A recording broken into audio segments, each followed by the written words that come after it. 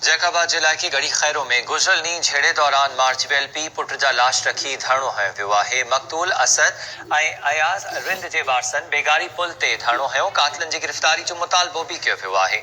मुज़ाहिरीन सूबाई सलाहकार एजाज़ जखराणी जी ख़ातिरी ते 3 कलाकनि खां पोइ इहो धरणो ख़त्म कयो।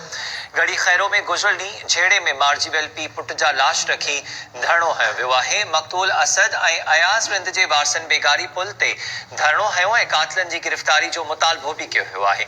सूबाई सलाहकार एजाज़ जखराणी इते पहुतो ऐं एहतजाज कंदड़नि जी ख़ातिरी खां पोइ एहतजाज कंदड़नि खे ख़ातिरी कराई, जंहिंखां पोइ इहो धरणो ख़त्म कयो वियो आहे। गढ़ी खैरो मां सागर भट्टी खां वधीक तफ़सील मालूम कयूं था। सागर आगाह कजो, सूबाई सलाहकार एजाज़ जखराणी इन धरणे वारी जाइ ते पहुतो।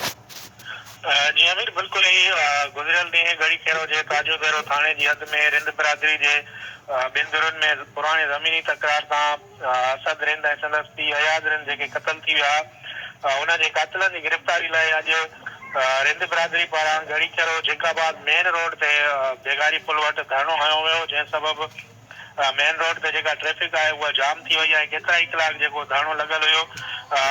उन मौक़े ते जेको आहे उतां गुज़रंदड़ सूबाई वज़ीर एजाज़ जखराणी जेको आहे उतां गुज़रियो, जंहिं मुज़ाहिरीन सां ॻाल्हियूं करे कंहिं यकीन दहानी कराई त कातिलनि खे जल्द गिरफ़्तार कयो वेंदो ऐं जेको आहे केस बि दाख़िल कयो वेंदो। उन हवाले सां जेको आहे मक़तूलनि जे जेको सागर भट्टी